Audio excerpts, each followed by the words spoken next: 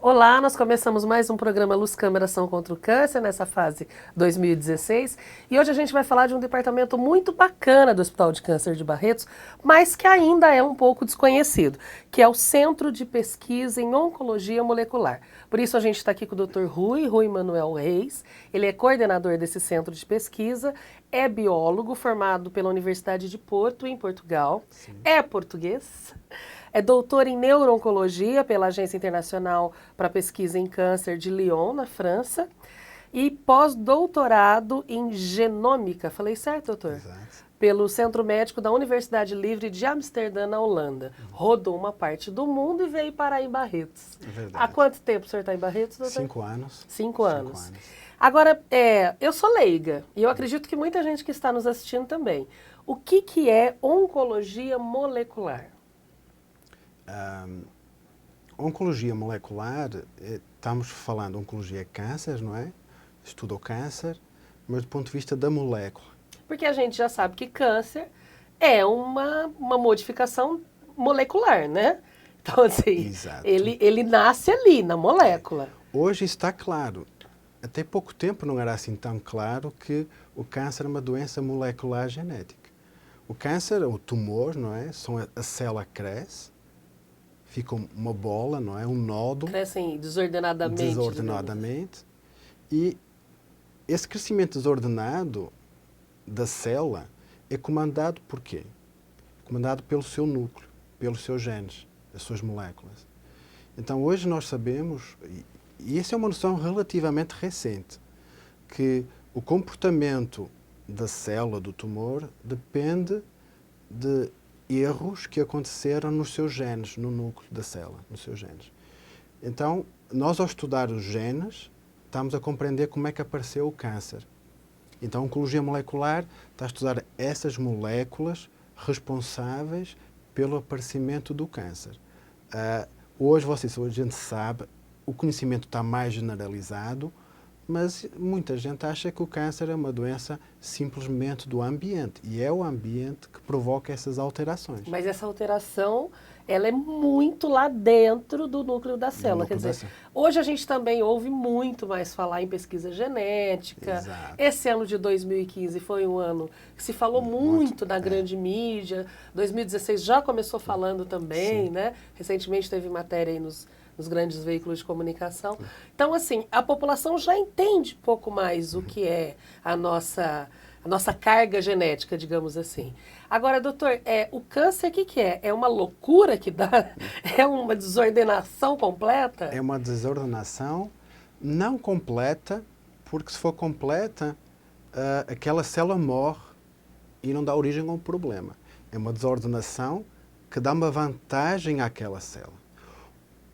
As células dentro do nosso organismo, como nós, não são ilhas. Elas respondem a estímulos da célula que está ao lado. E uma célula cancerígena, ela deixa de responder aos seus estímulos e torna-se individual. E como é que isso ocorre, não é? Isso é uma grande, é uma grande questão. Hoje nós sabemos que essas alterações nos genes ocorrem devido, na maior parte dos casos, a agressões devido ao nosso estilo de vida, aos nossos hábitos alimentares, o fumo. Isso a gente já também já sedimentou essa informação, digamos assim. Né? Mas o que é que nós não sabemos? Nós sabemos que, por exemplo, o tabaco provoca o câncer, não sabemos o mecanismo como é que isso ocorre. Quais são os genes que são desregulados pelo tabaco? Se nós soubéssemos quais são esses genes, nós conseguíamos reverter esse efeito e, de alguma maneira, parar, não é, esse processo. O Centro de Pesquisa Molecular veio no sentido da evolução do conhecimento, mas também na linha de filosofia do hospital. Então, a linha de filosofia do hospital é dar o melhor tratamento possível para o doente com câncer. O melhor tratamento possível é com a melhor cirurgia possível, com o melhor fármaco, a melhor radioterapia, o apoio emocional. A cama, o travesseiro, né? Tudo. E hoje a genética vem ser também mais um auxiliar, porque já existem, como o câncer então é uma doença genética. Todo câncer, nós estamos falando de, independentemente da localização desse câncer, ele começou no núcleo de uma célula. Sim, independentemente, todo câncer é genético. Você falou, 2015 falou-se muito no caso da Angelina Jolie, não é? Há uma associação como uma doença genética, uma doença hereditária, que foi o caso da Angelina Jolie. Ela já nasceu com essa alteração genética que foi herdada da sua mãe. Então, a probabilidade dela ter câncer de mama durante a sua vida era de quase 100%. Então, ela, como detectou a presença dessa alteração genética, é possível prever que ela iria ter um câncer. Então, ela fez a mastectomia e tirou os ovários. Para tentar eliminar, minimizar essa porcentagem. E é uma maneira muito eficaz de evitar um destino que ia ser quase fatal. Mais radical, né, doutor? Mais radical.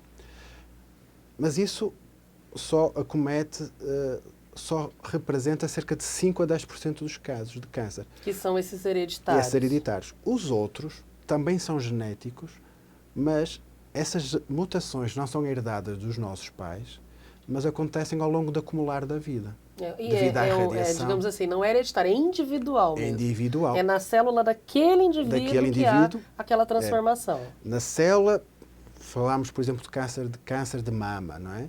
Na célula mamária, no epitélio mamário, devido a uma agressão, por exemplo, imaginar o tabaco, induz uma mutação naquela célula e daquela célula vai dar origem ao câncer de mama. Mas as outras células do organismo estão corretas. E essa mulher não vai transmitir a sua doença para as suas filhas. Só acontece no seio dela e aquilo nunca vai ser transmitido à geração seguinte. No entanto, o câncer apareceu porque aconteceu um erro genético.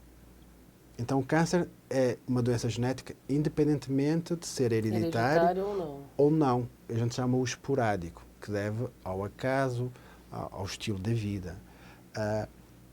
E, em alguns tipos de câncer, nós já sabemos quais são os principais genes que estão alterados e já foram desenvolvidos fármacos que, ao contrário, por exemplo, da quimioterapia, que afeta toda a célula, porque faz cair o cabelo, os vômitos, a quimioterapia é sistémica e um dos seus efeitos é que toda a célula que esteja a dividir-se pare de dividir. É por isso que o cabelo cai, porque não continua a dividir-se e há aqueles efeitos laterais. Com conhecimento genético e sabendo, isto aplica-se em alguns tipos de câncer, hoje em dia, não a todos, mas sabemos que alguns tipos de câncer, por exemplo, câncer do pulmão, uma percentagem grande de doentes tem uma mutação muito particular, num gene muito particular, que foi responsável por aparecimento daquele câncer. E foi desenvolvido uma droga que não só vai atuar naquela célula que tem aquela modificada. Ou seja, aquele fármaco só vai atuar na célula cancerígena. Então não tem todos aqueles efeitos colaterais. Tem muito menos. Tem alguns, mas muito menos. Tá. Doutor, agora... E nesse caso, só para completar, esse gene mutado e esse indivíduo vai responder muito bem àquele fármaco. Só que essa mutação, essa alteração acontece em 20% dos doentes com câncer de pulmão. E é um fármaco muito caro. Então, o que nós aplicamos na nossa rotina é estudar quais são os pacientes que têm essa alteração genética e damos só o fármaco a eles. Isso é a melhor medicina possível. Nós estamos a mudar, em vez de dar o mesmo tratamento igual para todos os pacientes, a gente primeiro faz uma análise genética e para escolher qual é o fármaco que vamos dar ao paciente. Então, estamos a continuar com o mesmo espírito, dar o melhor tratamento possível. Tá, dentro dessa filosofia que o senhor disse, do melhor tratamento possível, eu mais ou menos entendi, mas assim, na prática, o paciente é que pede, ele se coloca à disposição, ou o hospital é que vai lá e busca esses pacientes diante, por exemplo, né, do setor do câncer no pulmão, né? Vai-se lá e faz uma pesquisa com todos os pacientes do hospital que tem câncer no pulmão, é isso? Não é o paciente que procura, o paciente nem sabe que foi feita essa. Sabe porque ele assina todo quando chega. Ele autoriza. Ele autoriza, sabe que vai-se realizar os testes necessários para dar o melhor tratamento possível. E hoje, no protocolo de tratamento do doente com câncer de pulmão, primeiro ele faz a cirurgia, ao diagnóstico por imagem, tem um sintoma. Quando se retira o tumor e determina-se que é um câncer de pulmão, de imediato o processo já pede aquele teste genético. Hoje a genética está a ser como, por exemplo, uma imagem, uma radiologia, uma radiografia. É um método complementar que, juntamente ao resto da história clínica, vai permitir que o cirurgião, que o oncologista, dê o melhor tratamento àquele paciente. É mais um exame que é feito. Hoje já começa a ser mais um exame. Isso no Hospital de Câncer de Barretos. Isso no Hospital de Câncer. Isso não é uma realidade do Brasil como um todo. Infelizmente não, nem no mundo, não é? O teste genético tem um preço. Não é muito caro, mas tem um preço acrescido. E como o senhor disse, o medicamento tem um preço, esse sim tem um preço alto. Esse tem um preço muito alto. Mas o SUS não paga nenhum destes testes complementares. O SUS, por exemplo, paga uma radiografia, mas se nós fizermos este teste, ele não paga. Não está Ainda no não, né? Ainda que a gente tem a esperança a gente mantém. A esperança é que isso venha a acontecer. Nos Estados Unidos, por exemplo, se a pessoa tiver seguro de saúde, o teste está coberto. Se não tiver, também não faz. Então, o não acesso a estes métodos que hoje são os ideais não é só um problema brasileiro. É um problema mundial. É um problema Agora, mundial. doutor, também o contato da pesquisa é mundial também. As informações dessa pesquisa, a pesquisa que se faz aqui em Barretos e os resultados obtidos com a aplicação dos medicamentos aqui em Barretos, eles são divididos com o mundo inteiro. Exatamente.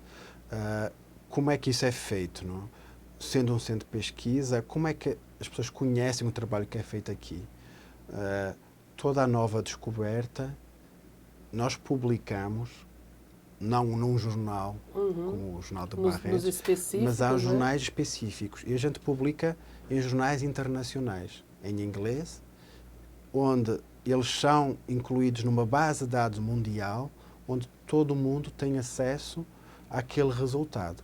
E os resultados que nós estamos obtendo com os doentes do Hospital de Câncer ajudam também ao aumento do conhecimento do câncer de uma maneira geral, e outros pesquisadores, no outro parte do mundo, ficam sabendo e também compartilham os seus. E compartilham os seus, e o crescimento vai aumentando. Um aspecto muito importante, voltando ao câncer do pulmão como um exemplo, mas há outros. A frequência de... Eu disse que essa mutação, essa alteração estava presente em 20% dos doentes. Mas isso muda de país para país. Por exemplo, na Ásia, nos países asiáticos, é cerca de 30%. Nos países europeus é 10%.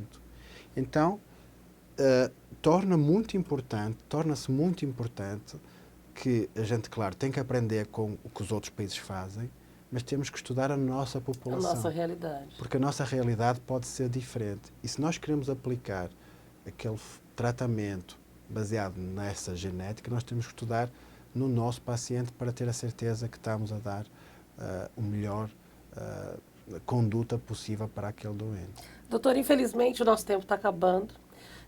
O senhor fala português muito bem, com sotaque português de Portugal, mas o nosso português brasileiro está falando muito bem, viu?